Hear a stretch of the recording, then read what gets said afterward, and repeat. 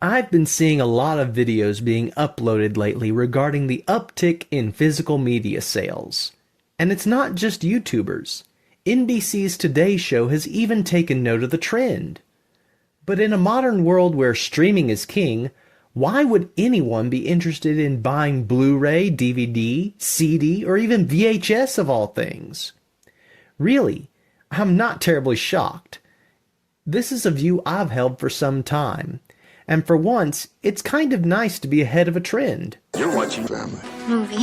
As videos became more readily available online, Netflix began to transition away from their mailing DVDs to your house model to having an ever-expanding streaming library.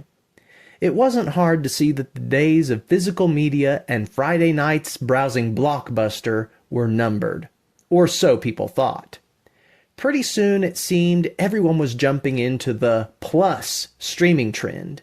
For just a few dollars a month, you could gain access to vast libraries of content that were previously only available on cable or rental store. That was fantastic for many who didn't want huge personal collections of movies, music, and shows in physical format. After all, that can get expensive and take up a good bit of space. However, many quickly realized that these small fees were adding up, and some of the shows that were favorites were being rotated off the platform. very expensive. This silent killer for your budget is a strong factor for many who cut cable to now begin to cut out all these streaming services. What was once free with ads for $5 to $10 a month, ad-free, is now $8 a month with ads, or $25 a month for a premium ad-free experience. And just when you thought that subscription to watch The Office for the 10th time was secure, you find out the series is leaving Netflix in 2 weeks for exclusive streaming on Peacock for the next 3 months. Oh, but don't worry. After that, Amazon Prime members will have their turn. No. This is good. No. This is good. Michael. This is fine. Suddenly, that ridiculous cable bill for premium channels looks all too familiar with all these streaming services stacked on top of each other. What's worse is that one of the original benefits to streaming was the ad-free viewing. So what's the solution? Well, if it's the antics of Prison Mike and the rest of the staff at Dunder Mifflin that suits your fancy, you could own the entire series on DVD for under $40. And the best part is, you own that copy. The streaming platform isn't going to take it away from you. Episodes won't be censored or modified because of becoming too sensitive for modern audiences. There are no ads, tons of bonus behind-the-scenes content, and a consistent data stream to leave your picture clean, crisp, and buffer-free. Buffering? With physical media, you don't have to keep paying subscription fees. Your access to the internet doesn't matter. And for those with data caps, no, you don't have to worry about getting extra fees for overuse. All you need is a player, a screen, and electricity. It's a simple solution and can save you more than just money. Think about the amount of time you spend just scrolling through the nearly endless titles on streaming platform menus, often with the same titles repeating themselves under different categories, and algorithms attempting to guess or influence your next selection. With a physical library, you don't have to worry about an endless scroll. What's on the shelf is what you have to choose from. Sometimes that could take some time, but more often what I hear from people is that they make a selection quicker, or they decide to do something else because they're currently indecisive. The limited space on discs also provides a more reasonable break opposed to marathon binge sessions. Instead of 7 or 8 hours going while nearly a season of episodes play, you have to break every couple hours or so to change the discs out.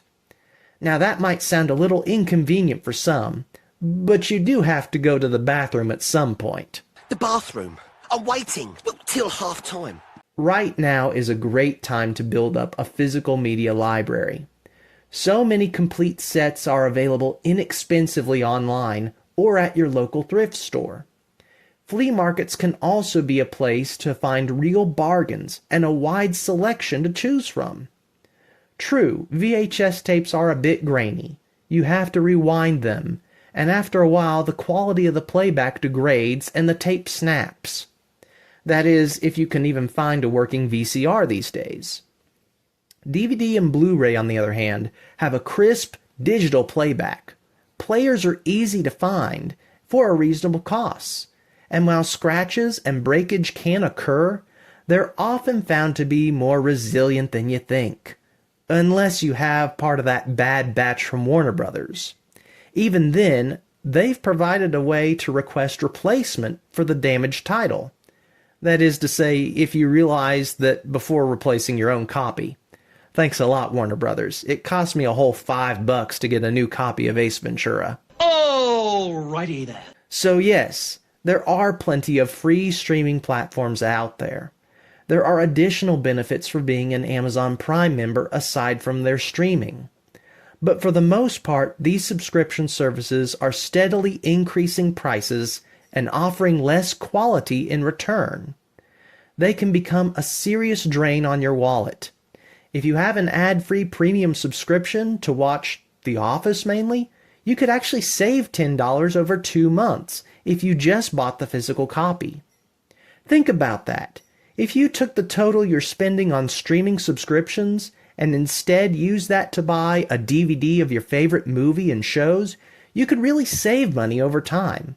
And if you want to watch it again, you don't have to keep paying those ever-increasing fees. You won't be endlessly scrolling through titles that seem uninteresting or something an algorithm is pushing you to watch. It never ends! We need to be discerning in what kind of content we view and understand how it impacts us. And as much as I like movies, we need to be careful that the consumption of media doesn't rule our lives. A show here, a movie there. But it's not so healthy to have an all-nighter binge fest. Except maybe if it's Lord of the Rings. Okay, even then it's probably best to take some breaks between films and be productive with our time. Family movie night is a great way to spend time together. Let's just work to make sure the emphasis is more on family and less on movie, and use our time wisely. If you're interested to hear more about this or something else, leave a comment below. Thanks for watching.